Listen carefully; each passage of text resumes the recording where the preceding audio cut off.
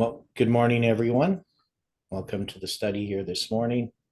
And we're going to continue where we left off yesterday. But before we begin, can you join me in a word of prayer? Dear gracious Heavenly Father, we're thankful for the time that we have each morning to open your word together. We invite your Spirit's presence to teach us, to lead us, to comfort us, to convict us, and empower us. There are many needs around us, Lord, and we feel that we are insufficient to meet those needs. We need your help, and we need your help in our lives as well. We just pray, Lord, that the time that we spend studying will encourage us and help us as we continue to make choices for you. Be with each person through thy Spirit, and be with us now, we pray and ask in Jesus' name. Amen. Okay, so yesterday we were addressing all of these lines and showing how that we have the big line of Ellen White, that our movement is a zoom into that waymark called the Sunday Law, and that the line of the Judges is a zoom into 9/11 as the second day or the second angel arriving, and that in that line of the Judges, we have each of these judges that have a line in and of themselves. And right now we're looking at that zoom in to that line that is the first waymark, the arrival of the first message. And this is the line of Othniel, Ehud, and Shamgar. Now, we looked at that line first, and that line doesn't bring us to it starts at 9/11, so that's what we know that Judges is zoomed into. And so it's going to bring us to October 22, 2014, because that line is addressing,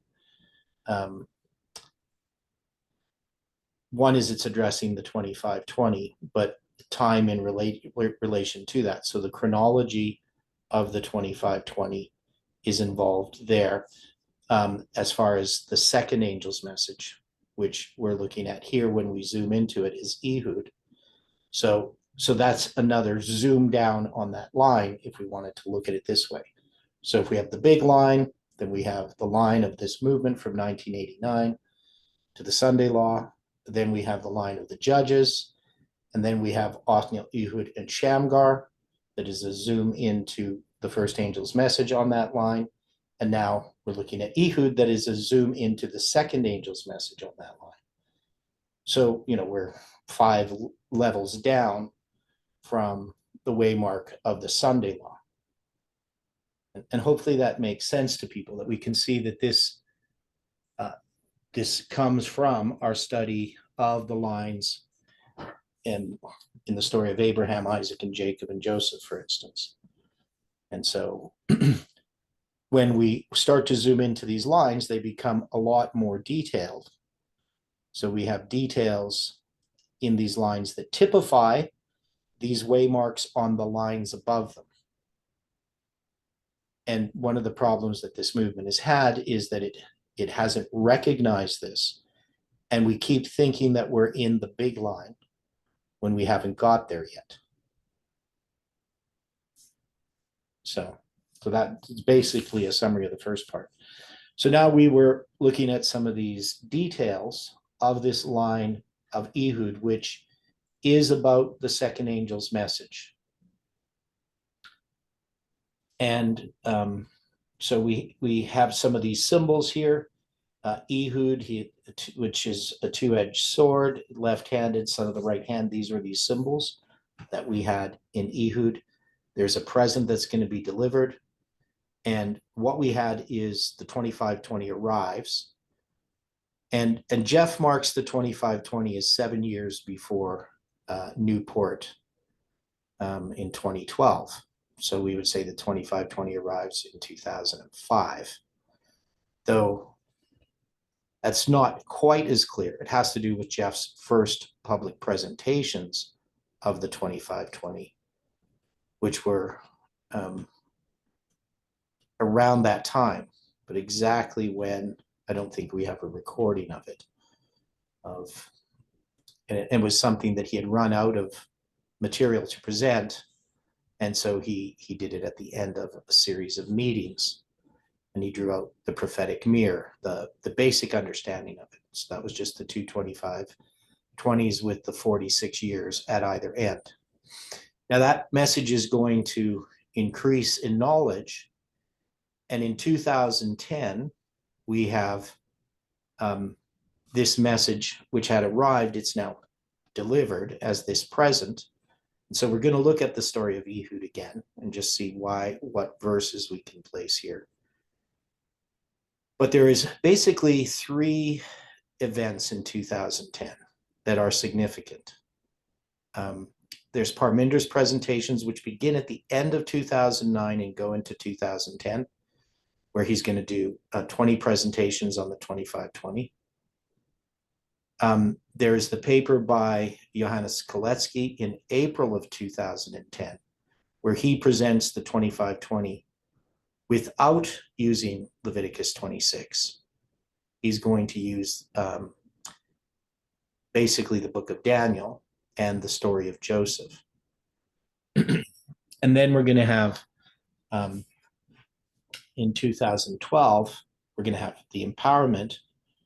And that's going to be marked by the quarries of Gilgal when he turns. That's when Ehud returns from Gilgal and goes back to deliver his message. And that's Jeff's presentation at Newport on April 27th, 2012. And then the second angel's message arriving is this expansion of this 2520 understanding in regard to the 4-7 times. So Jeff is going to present the 4-7 times, Manasseh, Jehoiakim, Jehoiachin, and Zedekiah, these events. He discovers that at the same time that I do, just a week before that camp meeting at Sylvan Lake, Alberta. And I present the 4-7 times, though I focus upon not so much who is the king at the time, but the various captivities. So you have the captivity of Manasseh, Jehoiakim, Jehoiachin. Well, it's not really the captivity of, it's going to be the captivity of Daniel in the time of Jehoiakim, and then Jehoiachin's captivity, and then finally Zedekiah's. And that's going to open up the understanding of the 4-7 times in relationship to these periods of time. But there is also in, in 2013, that's going to be opening up the chronological aspects. So we know in 2013, Jeff is going to ask the question, and it's not because it came from Emiliano's study in 2013 on Ezra 7:9. So he's going to ask the question on the last day of that camp meeting regarding what day would be the first day of the 5th month in 1844. And I do that calculation on that day, August 31st, 2013. And then in 2014, at the camp meeting in June 22nd in Arkansas, Noel is going to go through and explain that to the movement. So when I do it, it's not, the movement doesn't know anything about it. I figured it out, but I'm not really anybody. So, nobody really hears about it. I don't present it or anything. But Noel's going to present that. And then at the camp meeting in the fall, I do presentations on October 20th and 21st. And those messages are an expansion of what was presented at Sylvan Lake, with a lot more information regarding chronology. So, and I presented in the summer of in Alberta as well, my first presentations on the chronological spans of time. And what I present there is actually some of that is in that paper by Johannes Kalecki in 2010. That is, we both had noticed the 504 years from 34 AD to 538, and that's 2 times 252, and the 5 times 252, that is 1260 from 538 to 1798. And that together they're 2 periods, together are 7 times 252. So I understand that in 2014. It's not going to be till 2016 that Stephen asked me to count backwards from 34 AD, and we get to Jacob blessing his 12 sons. But anyway, as far as a formalization of what had happened in 2013, 2014 expands all of that. Now, what we ended up doing when we drilled this line, and you can see the symbols under there. This is this tarrying time. He passes Gilgal, right? And then you're going to have this trumpet. Now, the reason why we put the trumpet there as September 23rd, 2017, this is the Revelation 12 sign prophecy, which occurs on the first day of the 7th month on the biblical calendar. And so that's why the trumpet there, that's the Feast of Trumpets. So we use that trumpet to mark that date. And that's going to be an expansion of time there. That's going to be 777 days before November 9th, 2019. And we have the symbol then of July 18th that's presented there as a prediction before midnight. And so when we get to October 13th, 2018, we have these symbols of the Levites. We have the 10,000, which the days which leads us to March 27th. And this message, October 13th, 2018, we marked as the midnight cry. So it is the midnight cry in some line. Here in this line, we don't have it as the midnight cry. We have it as the arrival of the third angel's message. But it is the midnight cry in some lines. The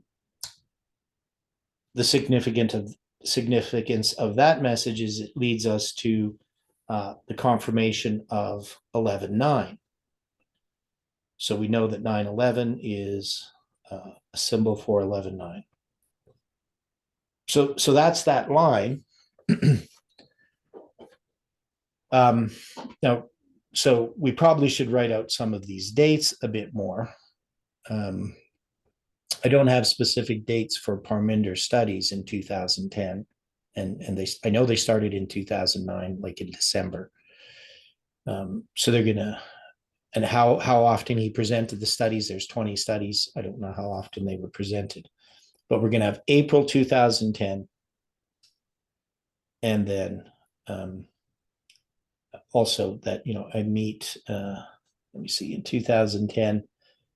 That's when I'm going to be, if you see in the line above, that's when I'm going to meet Jeff, right? So my introduction to the 2020 occurs there at the Oklahoma camp meeting, which is marked as the second angel arrives there at the end of that camp meeting. So any questions or thoughts about this?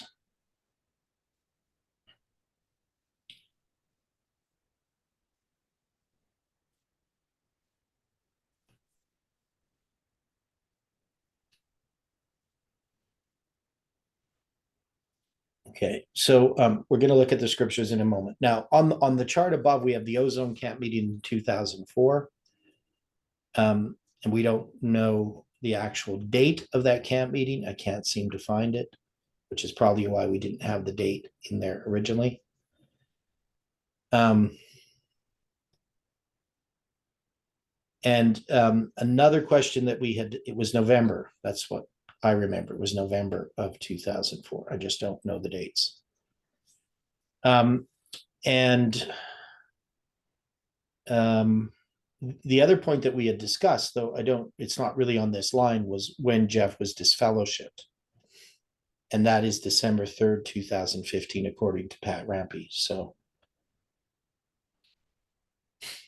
and it was while he was doing a camp meeting was it in Wales or was it in Germany? I know in 2015 he was, well, it was just before that camp meeting, I think, in December.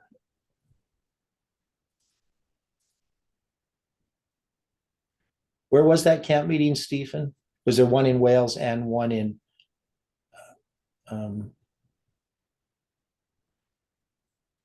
Well, I was at one in Wales. and that was December? Jeff wasn't there at that one. I just yeah, it's just people from the UK were there. So Perminder, Manjit, and so forth. Yeah, because I think wasn't it the 2000 camp meeting where Clayton showed up when Jeff was somewhere in that area? Yeah, that was in 2014. That was 2014. Okay, so that was a year earlier. Maybe I'm getting those two. Yeah, that's right. That was 2014. Yeah, the 2015 one, Jeff did go there somewhere in 2015. Because I know the 2015, he was in, maybe it was France he was in. Because I came up in a conversation, you had some lady come up and said that they were wrong about when the fourth generation began, that it began in 1957, according to me. This was a trouble person of some sort. And so Jeff said that I caused him lots of heartburn over that issue. And so we corrected that in 2016 so that the movement accepted that the fourth generation began in 2015 and not at 9/11. So anyway, so I know that because in 2016 we were invited to go to Arkansas as students, and that was in the spring after the event in 2015. So yeah, so it was in 2014. Yeah, the Clayton showed up. So there was these camp meetings in December of those years. But anyway, so we have Jeff's disfellowship is December 3rd. Some of the significance of that is that we have December 3rd, 321 is if you read it backwards. And that would be a symbol for the Sunday law. It's also the 20th day of the second month on the Islamic calendar. It's also the 12th day of the third month on the French calendar. So that would also be backwards, the 12th day, third month, 321. And if we hadn't added the extra month in that, and that's a very close call in 2015, it would have been the 20th day of the ninth month.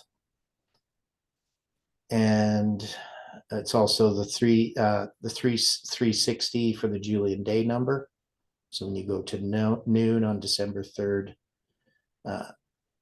2015, it's going to be 2457360 on the Julian day. I think that was it. That was significant. So we don't know what it means yet. It's not part of this line, but it's just something that we have to keep in mind. It'd probably be part of Jeff's personal line.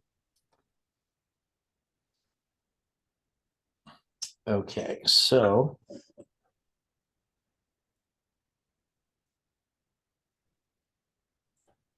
let's go to the passage dealing with Ehud. So we spent a lot of time looking at Ehud before. The interesting thing about Ehud is he begins in Judges 3:12. So I know that has nothing to do with Jeff's disfellowship, the line of Ehud, but it's interesting. We were just talking about this symbol, right? So the 12th verse of the third. So that would again be a 321 in reverse. Just probably a coincidence that we happen to be talking about this at this time. Now, we say that Ehud is going to represent this 2520 message. And so this is after Othniel, the land had rest 40 years. And then we have Ehud, and it's with Eglon, king of Moab. So the Moabites are the result of this incest with Lot, and we have this Ammon and Amalek, the Amalekites, are also connected with this period of the enemies. And it says they possess the city of the palm trees. So that's where we get the 2520. The city of the palm trees is Jericho.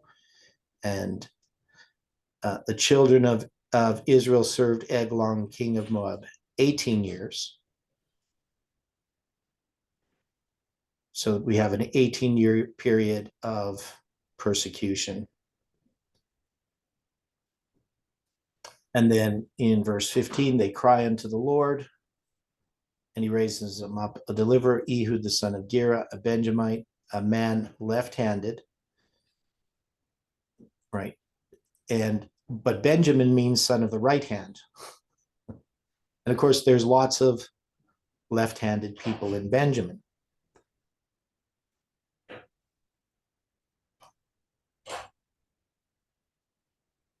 And then Ehud makes a dagger. So with two edges of a cubit in length. So why did we associate this two-edged dagger that's a cubit in length? Why do we associate this with the 2520?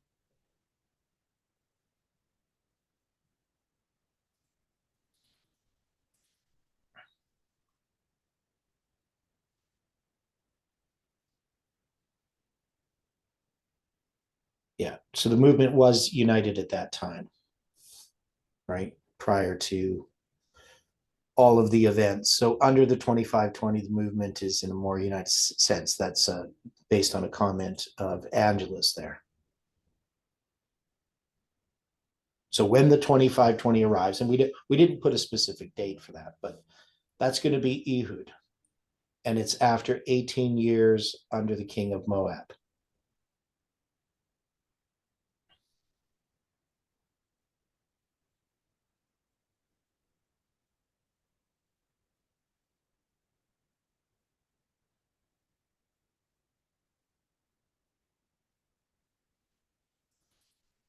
Now, had we determined a symbolism based upon those 18 years? Well, I think we dealt with it. I don't remember specifically what we did with 18 years. Wasn't Ellen White 81 at the time of the worst general conference of her life? Yeah. So I know you always bring this up whenever we run into 18. I just don't see how that relates to, from 2001 to 2019 is 18 years. Right. I just don't think it relates here in the context of this. Well, I'm trying to say a time of darkness in Okay. relation to what we're talking about here. Yeah. Okay. But as far as internally in this movement, the darkness that we have here is what darkness? What darkness are they addressing when the 2520 arrives? Well, that would just be simply a lack of understanding of our history. That is, we hadn't known about this prophecy before. So it's not, it brings us back to understanding Miller's rules, because that's part of what this whole line of Othniel, Ehud, and Shamgar is. But here specifically to the 2520, it's Ehud addresses this specifically. Right, that's what this message of Ehud is about. And that would be the darkness, which I don't know if I would relate that to the General Conference where Ellen White's 81.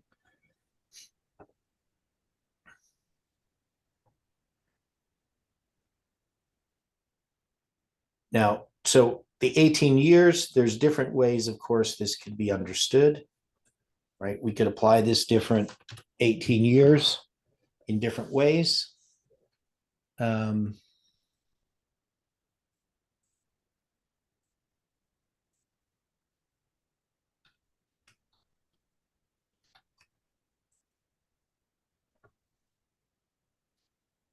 How could we look at it? I mean, we have 2001 to 2019. That's going to give us the November 11th or November 9th date in 2019. That's what we would normally focus on. What else could we do?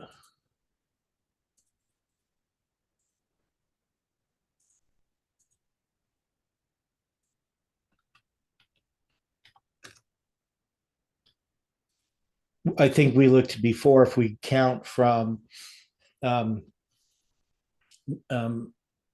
September 11th, 2001, and we count 18 prophetic years, it brings us to June 9, 2019, which is 1 year after time came into the movement, whether that's significant or not.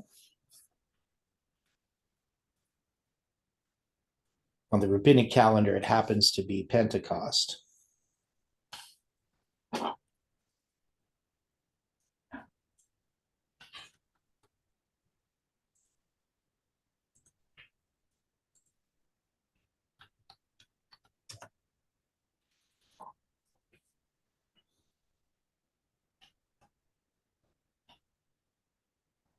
Okay, so those 18 years, I mean, it could relate to that anniversary of when time came into the movement. I think that's what I had applied it before. And because it's Pentecost on the rabbinic calendar, it would relate to those 2 9/11 prayers. The first one is actually going to be closing Pentecost and opening the Sabbath in 2017. But that has an anniversary date too of 2018 with the 9/11 prayer there. Well, there's something else mathematically if we look at it. Okay. As was pointed in the chat, we're looking at the 18-year span from 2001 to 2019, right? Yeah, that's one way we could look at it. So that would bring us to, if we use prophetic years, it would bring us to the June 9th, 2019 date. But wouldn't this also be part of a time span? Because 2019 was being stated as the time when the movement became prepared for its ministry, because that was 30 years after it had been technically founded in 1989, right? Yeah. So from 1989 to 2001, you have mathematically 2 multiplied by 6. Old and New Testament multiplied by the number of man. And then in the 18 years, you would have 3 multiplied by 6. So you would have 3 as the Father, the Son, and the Holy Spirit coming by the number of man. Yeah. So, and the way that we would look at that as in the life of Christ is he's 12 when he goes to that Passover, right? When he goes to when he's before the doctors of the law in the temple, right? Yeah, and then there's going to be 18 years until he's baptized. Right. Right. So now the other thing is, if we take 18 years and we count it as prophetic years, it's 6,480 days. And 6,480 days is 80 times 81. So you get that 81 times 80 there, which is interesting. Now, was it from the time that he was 12 at that Passover? Was it that he had 18 years until he was baptized, or was that a different time period? Because he would have been 12. That would have been the spring of the year, and his baptism would have taken place in the fall. Yeah, so it's not exactly. I mean, he was born also in the fall. So I'm asking the question. 12 and a half years. Okay, I'm asking the question based on David's 7.5 years ruling out of Hebron, right? Yeah.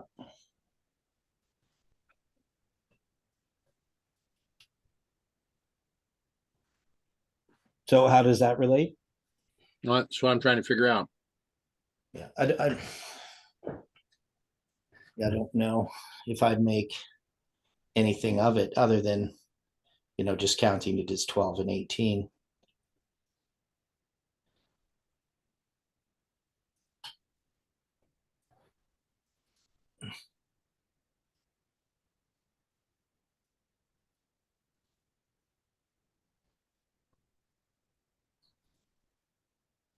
The main point here is that we can see the symbols for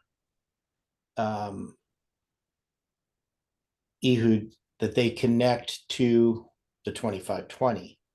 The 18 years themselves can represent this movement from 2001, because that's what we're really focusing on here. We're saying that these lines, the lines of the judges, is a zoom into 2001 as the arrival of the second angel. We're saying that the line of Othniel, Ehud, and Shamgar is a zoom in to that first waymark, which is 9/11, right? So it's giving us information about that waymark in the line of the judges, and showing us that this is about a revival that is connected to the line of God, right? Othniel. And this is a message that is first going to address the significance of 9/11, but also bring in the 2520, right? So Othniel, Ehud, and Shamgar address these, and they address ultimately time, because with 9/11, we have introduced into the movement a symbol that helps us understand about time. 1989, when we look at it at first, there is nothing about time, but 9/11 does bring in time into the movement because of the symbols that start to arrive there with 9/11. It's going to connect us to obviously Revelation 9, right? So we're going to have this third woe coming in. So that's going to understanding of Revelation 9 is going to lead ultimately to July 18, 2020. And that's the thing that Jeff saw when we had the July 18 date, is that the foundation that had been laid, all of the things that had occurred, all of the light that this movement had received, culminated in that prediction for the movement. But here we're looking at, earlier, right? Just the 2520 itself, when we look at Ehud. That's the focus of this. So this dagger, the significance of the dagger, right? We know it's they translate it as dagger, but in a cutting instrument, a knife, a sword, other sharp implement, axe, dagger, knife, mattock, sword, tool. So it could be just a sword, which had two edges. Now it's a cubit in length, so that's going to be 18 inches, which I think would refer to the blade itself, but it could maybe refer to the handle as well. So another 18, Yeah, and I would almost have to think it would be the blade itself, not the blade with the hilt. yeah, that's what I would think.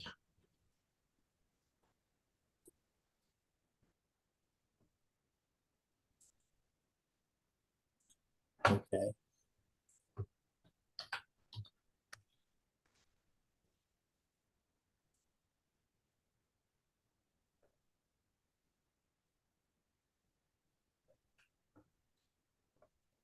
Okay, and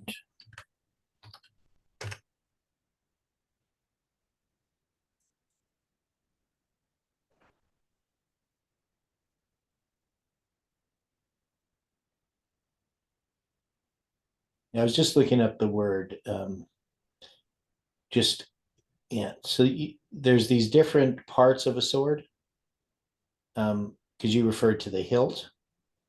So the hilt actually refers to everything on the one side of the blade. So you got the hilt and the blade. And then the part where the person grabs the sword, that's called the heft. So, Right. so it's just because I was just wondering what word to use. But yeah, so the hilt is the correct way to look at that whole other part. So I think it would refer to the blade itself being 18 inches. Now, what was the significance of the right hand and the left hand? So Benjamin means the son of the right hand. But in Benjamin, there's lots of left-handed people for some reason. Right. So we would say that this would refer to a chiastic structure. So the two-edged sword, in a sense, represents that as well, but also this right-left hand idea. Now, as there's this present sent to Eglon, king of Moab.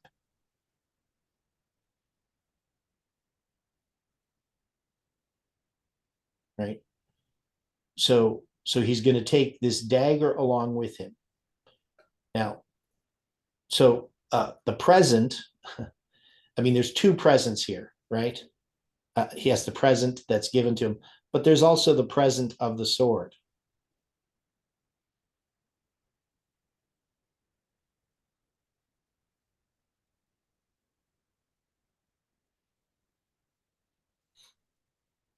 Right?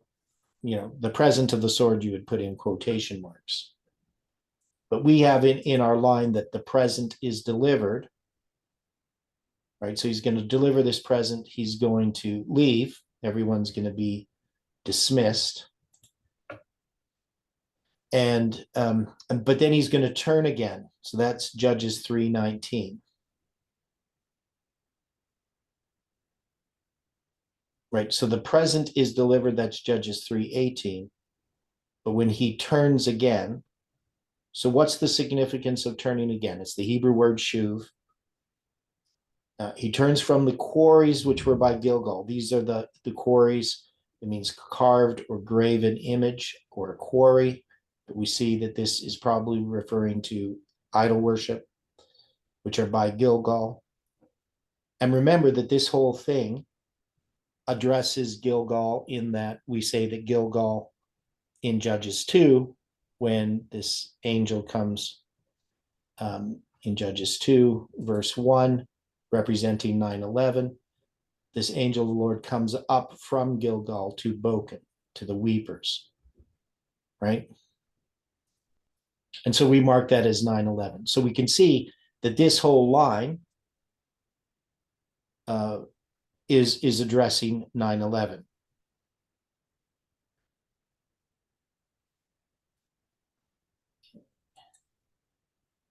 Yeah, so Angela asked a question there. I don't know if it's relevant, but somebody has a response to that. I don't.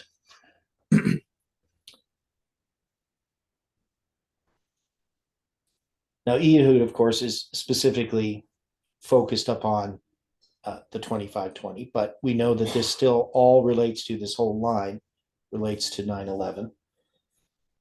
And so the quarries of Gilgal he turns. So this is turning away from idolatry. And we know that this message of the 2520, does it help us turn away from idolatry?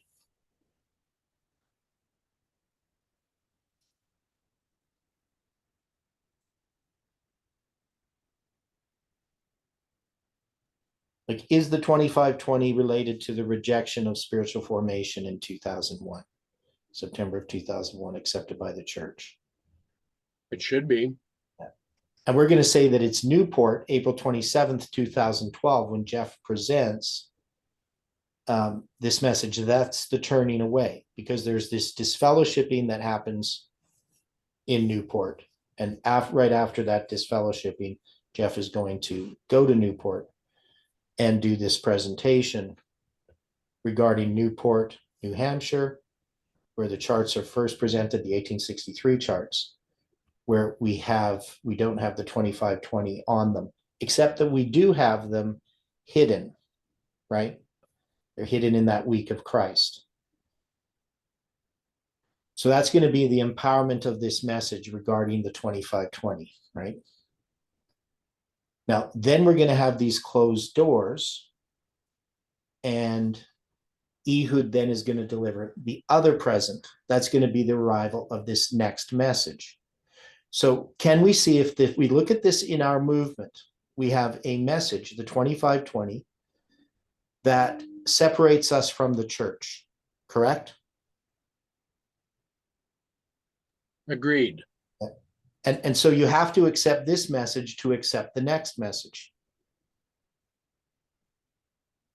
And can we see that? And we can see that many of the people that came into the movement, because we addressed that as far as this Oklahoma camp meeting in the line above, where we have the empowerment is this Oklahoma camp meeting on November 7th. That's going to be Jeff's birthday, 2010, when I meet Jeff. That many of that group, they're going to accept the 2520, but now they're going to be presented with a new message. And this is going to be an expansion of the 2520. And ultimately, it's going to be related to time, right? And now, because I experienced this personally, and I understand what happened in regard to understanding the 4-7 times, that this generally was not accepted by the people who left in 2014.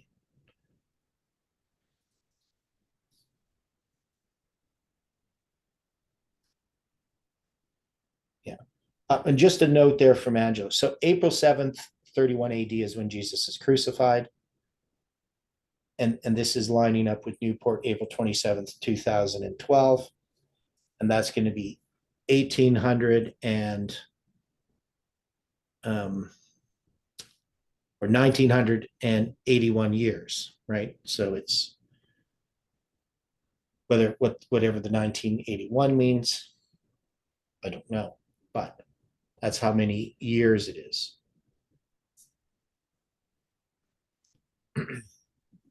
Okay, so then we have this second message. Now, at the Sylvan Lake camp meeting, where Jeff and I present both the 4-7 times, this is actually leading to a departure from our understanding of the 2520 of Miller. That is, we see that Leviticus 26, that Miller skips a step when he just goes from the 7 times to 2520 years. But it's not as simple as that. That you first need the fulfillment of Leviticus 26 for literal Israel. Then you have their reform line of the 3 decrees. So Leviticus 26 is going to bring them into captivity to Babylon. And then the 3 decrees are going to release them from that captivity, typifying the end of the world, right? God's people in 1798. So that those three decrees at the beginning typify the three angels' messages at the end. The three decrees commence the 2300 days, three angels' messages complete that period of time. And of course, the 70 weeks transfers the blessings and curses from literal Israel to spiritual Israel. So without the 70 weeks, you can't just jump to 25, 20 years. You need the 70 weeks to give you that transition. Now, Miller probably understands this to some degree, right? He doesn't explicitly go through the detail of it. But I don't know if he really understood the fulfillment of the 4-7 times. But he does understand that, you were not just going from from literal Israel to spiritual Israel without the 70 weeks. You need those things. One of the criticisms against the 25-20 is people say, well, God is cursing literal Israel. How could that apply at all to God's church at the end of the world? But of course, you would have to make the same argument about the 2300 days. Right? So since the 2300 days begin in the time of literal Israel, the 70 weeks are needed for that transition, for that probationary period for literal Israel, for the 2300 days to have any meaning, because obviously the sanctuary that was destroyed is not really the sanctuary that's going to be cleansed in 1844. It's going to be the heavenly sanctuary, right? So you need the 70 weeks. That's just not the significance of the 70 weeks in the prophetic periods isn't well delineated by Adventists. They don't seem to really address that. So anyway, when we deal with this Gilgal symbol, and he turns, right? So this is, right, he's going to turn. We can see that he comes back and he's going to deliver this present. And so that present is going to be,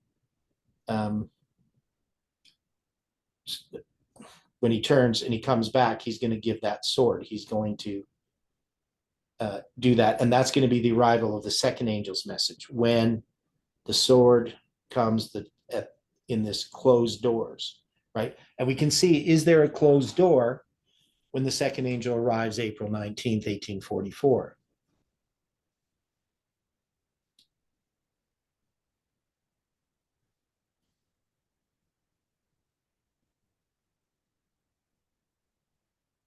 Yes. Yeah. So now, is there a closed door in 2013 that occurs in this movement?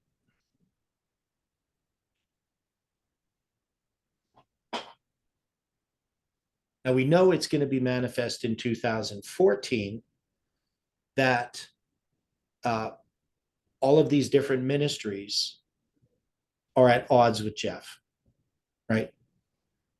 But we would say the second angel arrives at this Sylvan Lake camp meeting in 2013. So we're going to have Jamal Sankey presenting for the first half of the week. And then Jeff arrives on the Wednesday and he presents for the rest of the week. And the messages that are being given prior to Jeff's arrival are messages that at the time I didn't pick up on, because we had Roland Temple presenting messages about narcissism. And I didn't find out till later that he was actually directing this at Jeff.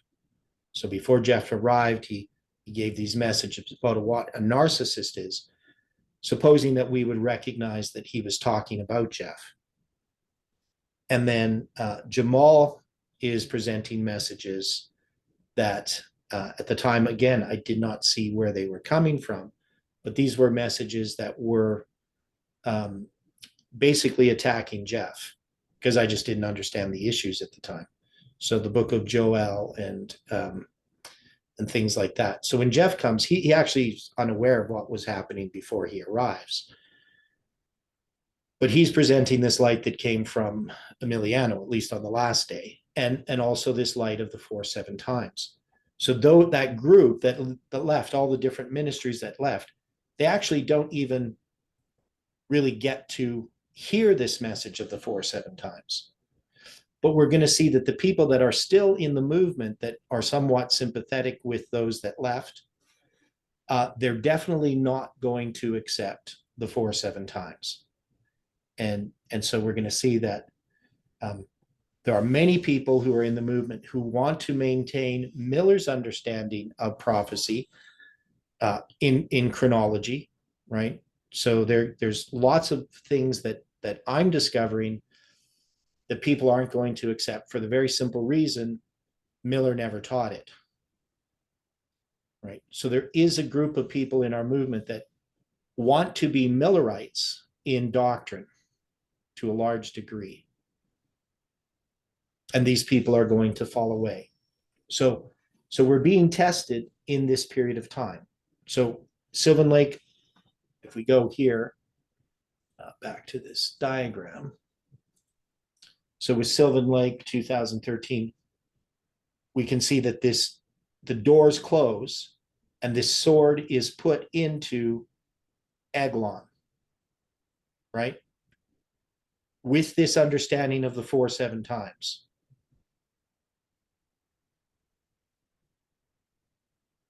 That Jeff and I both present. And then we're going to have Arkansas 2014.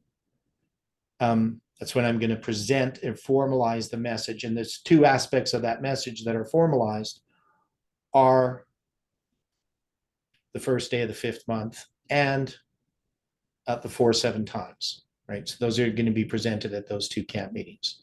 First in June, that's going to be the first day of the 5th month. And then in October, an expansion of the 4-7 times, showing that they're periods of 70 years. But it's going to be empowered when I present at Lambert Church on September 23rd, 2017, the very date that this Revelation 12 sign prophecy is given. And I'm addressing Samuel Snow's letters and the prediction before midnight. And so that message, why am I placing it there? Well, one is that is the Feast of Trumpets, and we have that symbol in the story of Ehud. So if we go back there,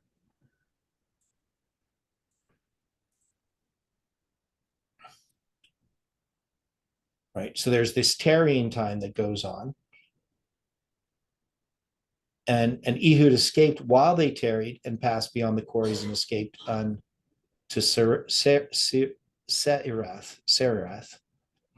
And it came to pass when he was come that he blew a trumpet in the mountain of Ephraim, and the children of Israel went down with him from the mount, and he before them. So this blowing of the trumpet, what is the symbol that's there? So we should put these verses in these charts.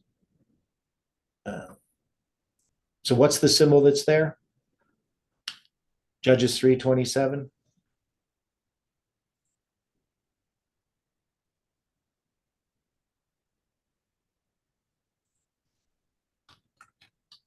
Don't you have the 273 that we find in the book of Acts? Yeah, so we're going to have this, the 273, right? March 27th.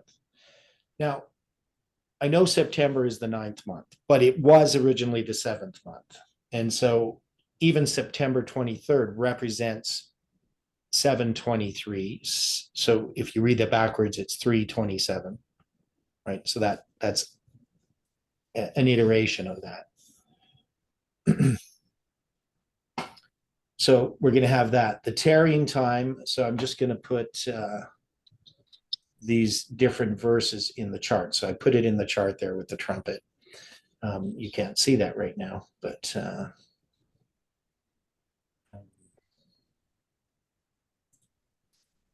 so if we say the 25:20 arrives, what verse would we use in this story of Ehud?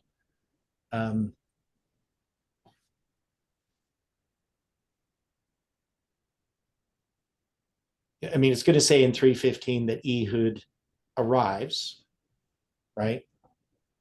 So that would be 3:15, whether that verse means anything, it's still at least the verse that we would look at. So when I do the chart, I put that in there. And then the present is delivered. That's 3:17. So, I mean, it's probably 3:15 and 16 that we would address as well for the first way mark. And then when he turns at the quarries, that's going to be 3:18. Oh, that's going to be when he offers the present. So that's 17 and 18, pardon me. So it's going to be 3:19 is the other one. You'll see this in a minute once I switch. I just need to look at this when I do this.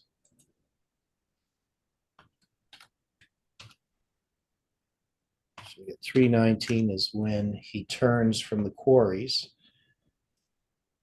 And then 3:20, he's going to go in and you're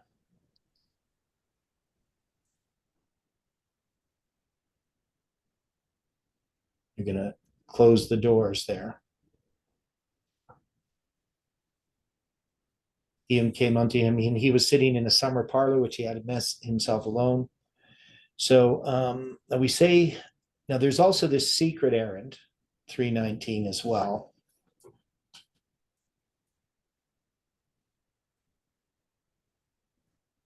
Yeah, so they don't really mention the doors being closed, but we know they would be.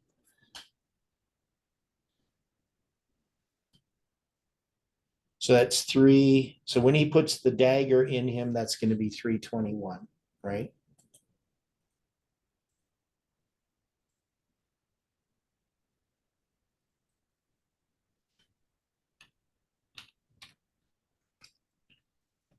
And then Had we determined a symbolism from verse 3:21 about where the dagger was taken from the right thigh and thrust by the left hand into the belly. yeah, well, we did address it. So what, because you were the one that addressed it originally. What was it again? Well, when you're reaching with your left hand to your right thigh, of course you're reaching across your body. Yeah. Yeah.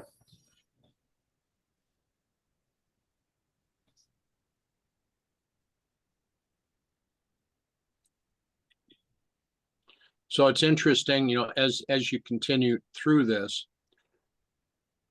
you have the blade that's a cubit. Yeah. And the blade technically would end at the hilt. But it's also interesting when you look at Judges 3:22, Yeah. that the haft Yeah. went in after the blade. Yeah.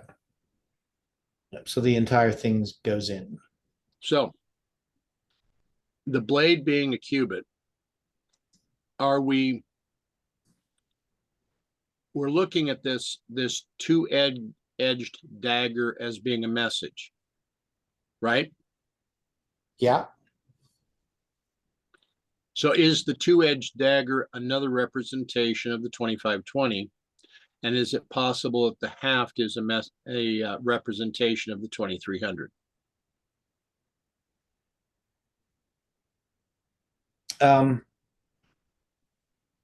How about I mean, I don't know if I would do it that way. Maybe the whole sword is the 2520 prophetic mirror, The whole dagger? or the whole dagger. So, or at least is the 2520, and you have the 2300 and the 220. I don't know.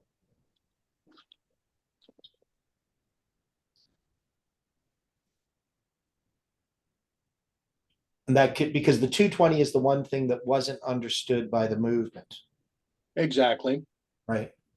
So we had understood the 2520, we understood the 2300 days. But it's not until we look at the 4-7 times that we get an understanding of the 220. So in understanding this, at least in placing it on this chart, that is the arrival of the second message at Sylvan Lake, which includes the 220.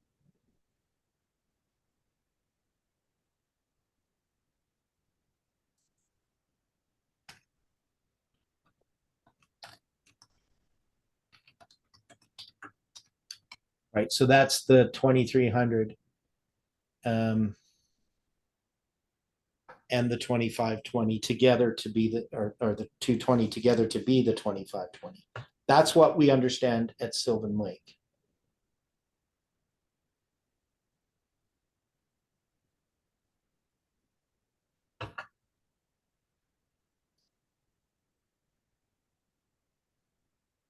At least we begin to understand. Now, we have this tarrying time. So the tarrying time, of course, would refer to the period from the first disappointment till technically, till October 22, 1844. But we have this in this line here. So just so people can see this again. Right. So what I've done here is I've put in these verses. So 321, and we would probably put 22 there as well, right? So can we say that when that message arrives, and we also say it's a two-edged sword. Remember, Jeff and I both present the 4-7 times from our independent study.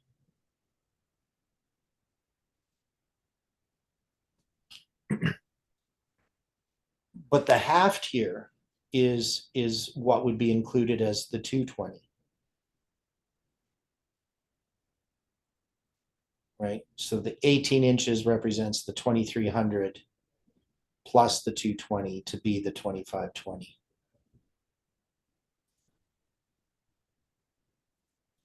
Does that seem That's an interesting application.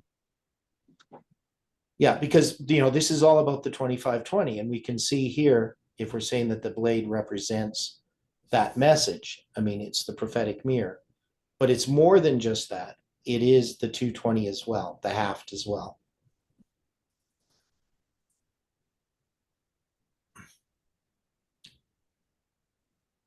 So now in the tarrying time period, that they're going to tarry until they're ashamed, right? Right. Now, it's actually here where we more get the shut doors being mentioned, right? So we say that there's closed doors. Now, this porch that they talk about, this is a colonnade. It's a row of pillars, right? That he's going to pass through, and he's going to shut the doors. So we would have to include verse 23 here with the shut doors in this chart. Right, so we go, because that's where we get the closed doors. So this is what happens with Sylvan Lake camp meeting. And that, I mean, this fits very well. I mean, it's not, I don't think we're making a stretch here. And then you're going to have this tarrying time. So in verse 25, they tarried till they were ashamed, and behold, he opened not the doors of the parlor. Therefore they took a key and opened, and behold, their Lord had fallen down dead on the earth.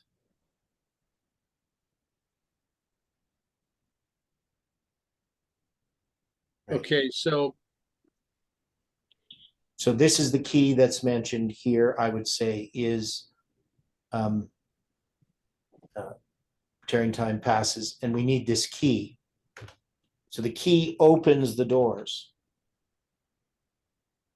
but since you're also looking at this key with the reference of then their Lord was found fallen dead upon the earth. Yeah, Isn't this another representation of Babylon is fallen, is fallen? yeah. Yeah, and this key, I mean, remember, there's the key to the prophetic chart, the 1863 prophetic chart as well. And that's actually an essential part of my understanding of this message, because one of the things I present in 2014 is the 1863 chart, and that the 1863 chart has 2,604 years, and that we can see on the 1863 chart this prophetic mirror that began in 742 BC, right? That whole prophetic mirror, and that it symbolized basically the rejection of the 2520 on the 1863 chart is represented. So these things are all part of this, right? So this tarrying time, this is going to be verse 24 and 25.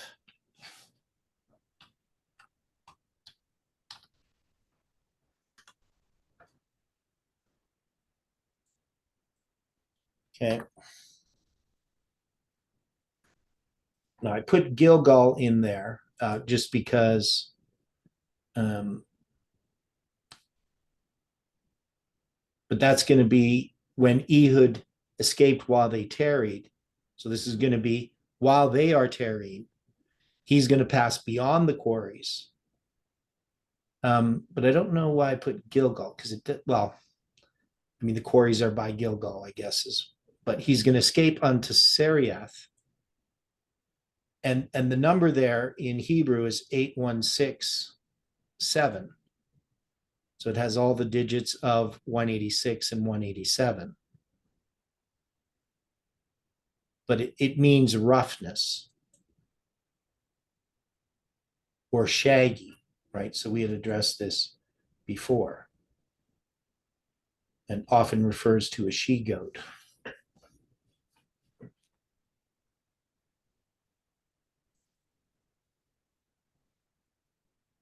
It's the only place it's mentioned in the Bible. So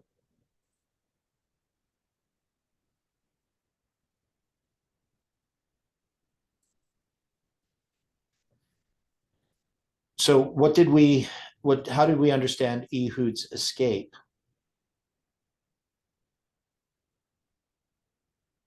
I don't know if we really came to any conclusions.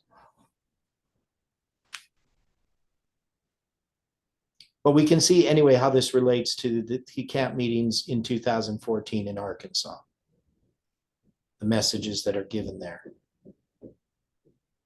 as a formalization of the Sylvan Lake messages.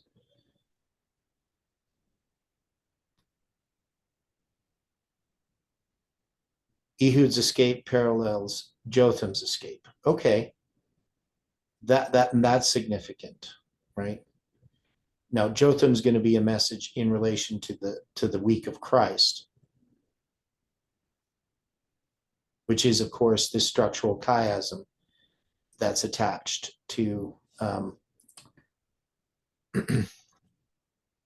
well, also when we look at the Revelation 12 sign prophecy that I present on, well, I don't present it, but I present Samuel Snow's letters.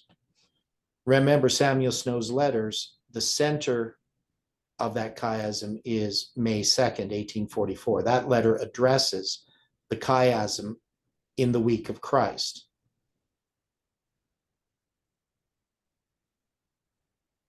So here we have the trumpet in 327, but he blows a trumpet in Mount Ephraim. So can we say that a trumpet was blown in Mount Ephraim in 2017?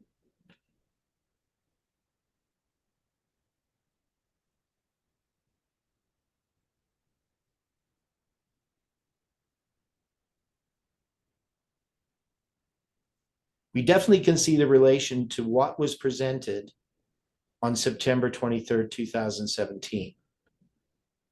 The Samuel Snow's letters and their connection to the symbol of July 18th. And we can see that that's a 327. But we can also see October 13th, 2018 is a 327. Right? That is, we have in these verses when he makes this call. So is it possible that we should revise these lines in some way? I mean, because we have the March 27th with the 10,000, that also gives us 327. Or would we just take it that this empowerment of the second angel's message points to October 13th? Because what happens on October 13th? What is the significance of October 13th in relationship to July 18th? Because October 13th is going to give us confirmation of November 9th. But it's going to be based upon symbols attached to what? So that lead to November or to July 18th.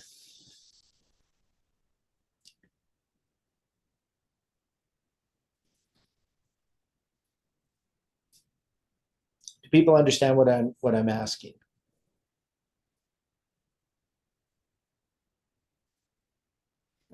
So 391 and R391.5 and the 252. Okay, so yeah, so what ends up happening? So we have this symbol of this trumpet. This is the prediction before midnight symbol of July 18th. Here, it's going to be shown as the empowerment of the second angel. So when I present that on September 23rd, 2017, it's 777 days before November 9th. But remember, when the message of the second angel comes, it's actually announcing the arrival of the third, right? Behold, the bridegroom cometh on the 10th day of the 7th month. So on October 13th, that new message arrives that is being proclaimed from this understanding of not just the 2520, but all of the things related to it.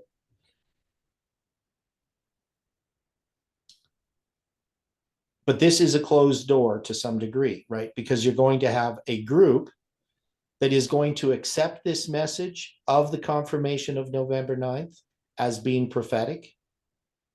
And because when you do that, you're going to accept the symbols that gave that confirmation in the first place, the 391.5. So without the 391.5 and all of the symbols of July 27th and August 11th and structural chiasms, the book of Ezekiel, and its connection to Revelation 9. Without that, we don't have July 18, 2020. So in that second angel being empowered, where we talk about July 18 as a symbol of this prediction before midnight, when we have this message proclaimed on October 13th, it's really in fulfillment of that.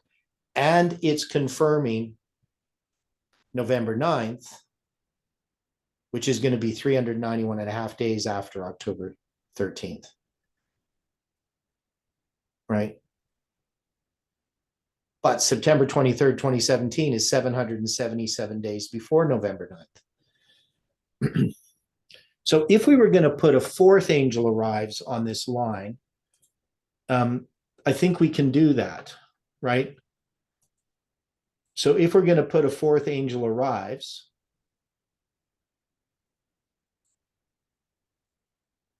right, I'm just going to borrow these boxes here. Can we do this? And what would we put here?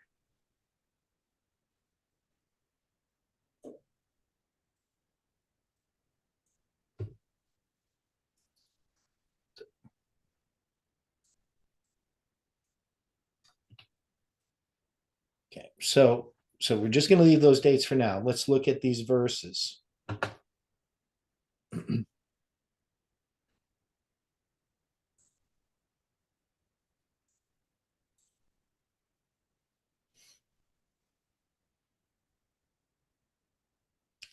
So they slew Moab at that time, about 10,000 men, all lusty and all men of valor, and there escaped not a man. So Moab was subdued that day under the hand of Israel, and the land had rest 80 years.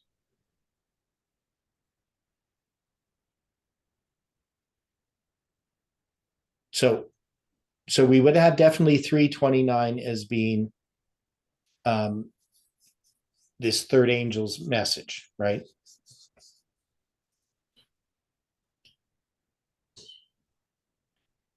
So they blow the trumpet, and they're going to guard the fords, right?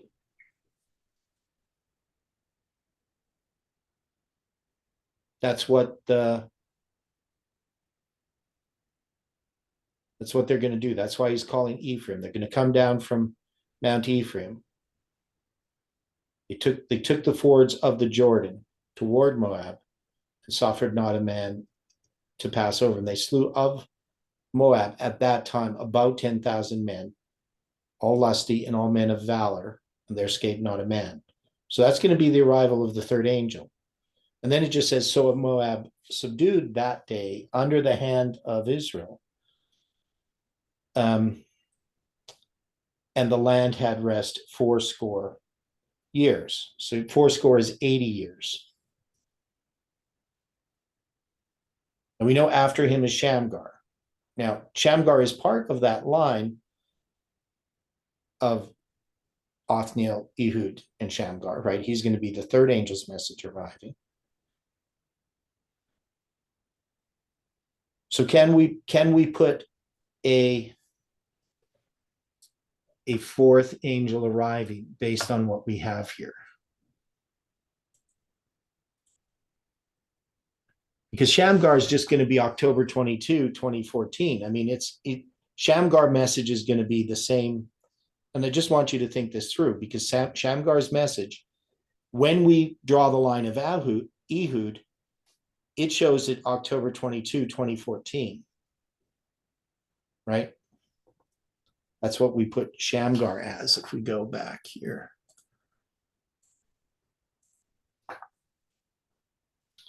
But yet in the line of Ehud, we do have that waymark.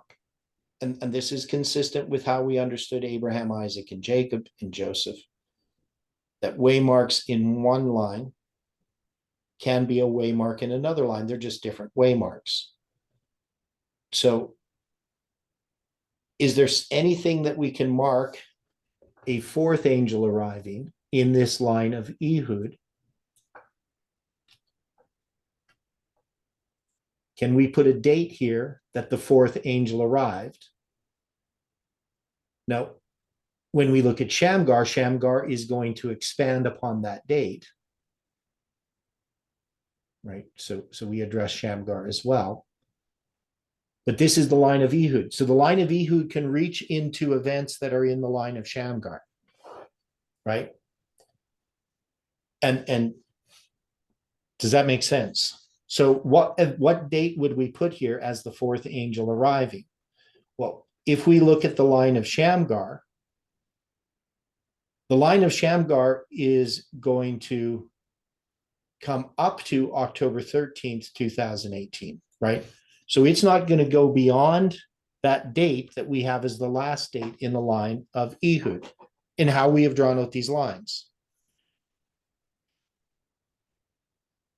But the line of Shamgar is addressing, basically, this is going to be the history of my presentations relating to time up to October 13th, 2018.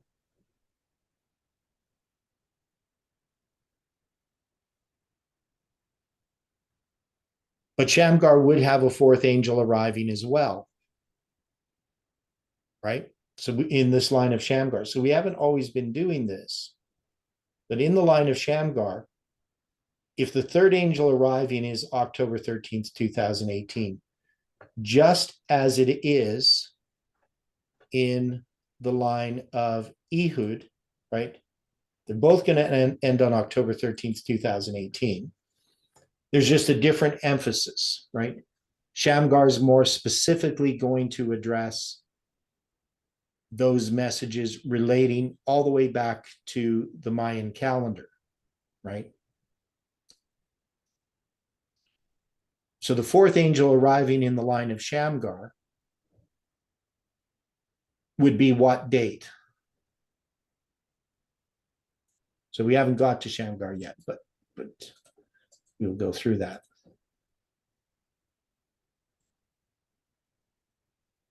Okay, so we're going to come back to this tomorrow. We're going to come to the line of Shamgar. But I'm just going to say that Shamgar points to July 18, 2020. So that's the fourth angel in this line of Shamgar. And you'll see how this works, right? So we'll just put a question mark there for now. And then when we go back to this one, I'm going to say that this is November 9th, 2019.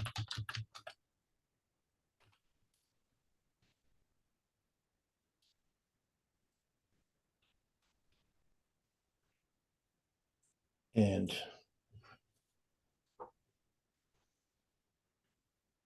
so what are we going to put there at November 9th? And we don't have a verse. So with this one, we're going to say 3 verse 29 to 30.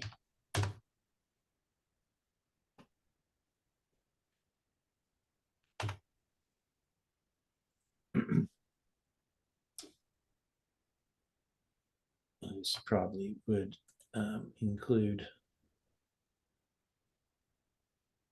28 actually.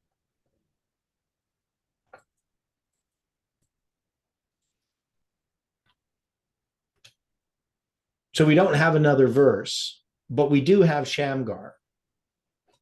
And with Shamgar,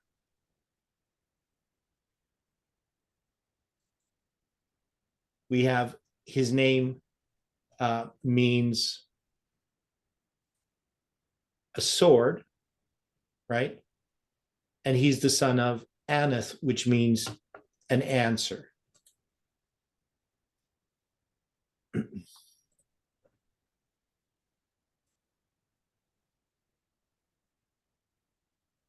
So this is going to be 3:31.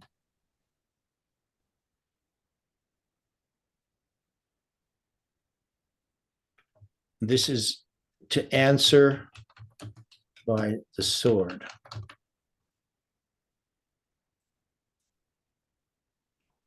At Shamgar.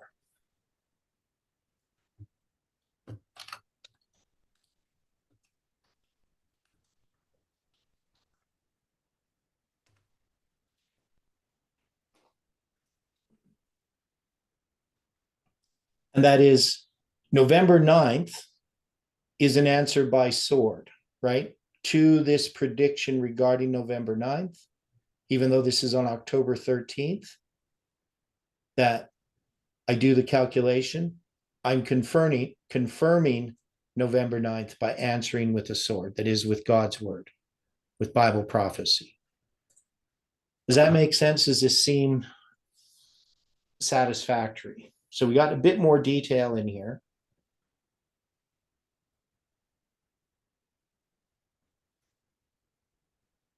So what we need to put here, of course, is we have Parminder's presentations. We have April, which is going to be Joseph, studies on Joseph by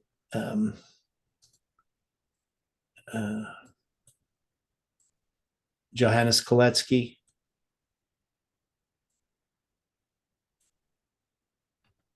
So that's going to relate to the 2520.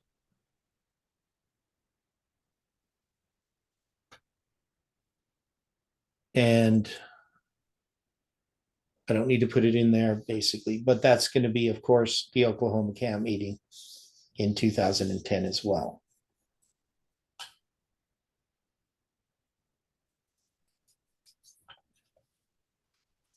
Any observations or questions?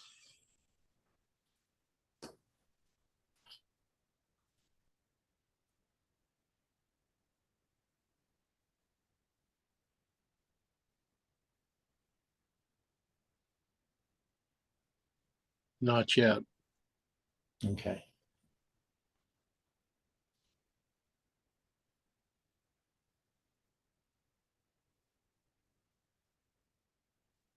Yeah. So tomorrow we're gonna look at Shamgar and what we did with that. Um, but ultimately, even though we're starting, so remember, Othniel, Ehud, and Shamgar are zoom into 9/11 in the line of the judges. The line of the judges, and that's the first waymark in the line of the judges. And the line of the judges is zoom into 9/11 as the arrival of the second angel's message. Right, which is on Jeff's line, right? That's where he has two 9/11s. And what we see as we go through this line of the judges is that we connect 9/11 with 11/9.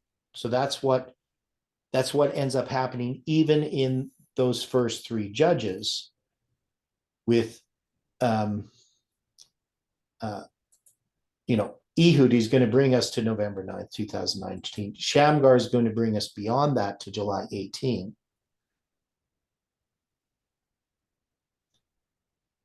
But Shamgar in some ways just repeats what Ehud has done, but with a different emphasis, right? This emphasis in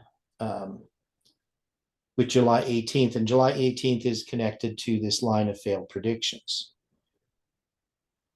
right? So there's a whole bunch of things involved here, but we'll go through that tomorrow. And so this week we're still going to have, like, today's Tuesday, right? So we're still going to have the study Wednesday and Thursday.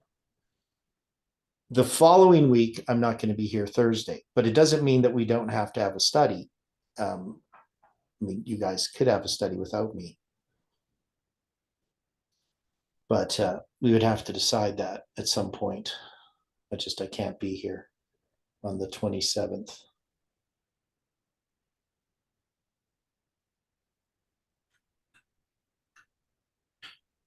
Now, of course, the 27th would be the 11-year anniversary of Newport.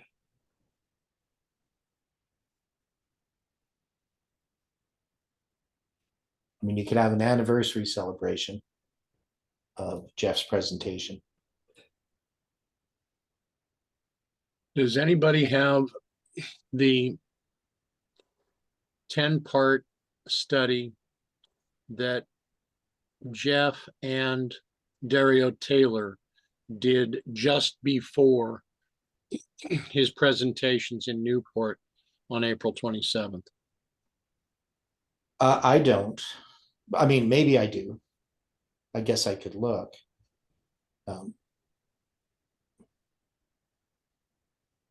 We probably have them, because I mean, I have all kinds of PDFs that were given me.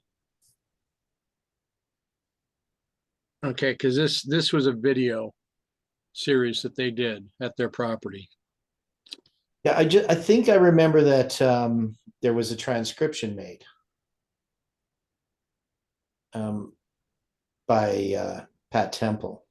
I think she made a transcription of it. But I could be thinking wrong, but I think that there was. Okay.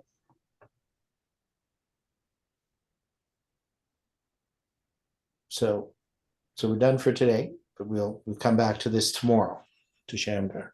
Okay, let's close with a word of prayer. Dear Father in heaven, thank you for the study today, for each person present, and for those that are watching later on YouTube. We pray, Lord, that you can continue to teach us, and thank you for the light that has come as we've walked along this path. We ask for more light for our feet and the strength to walk in that light.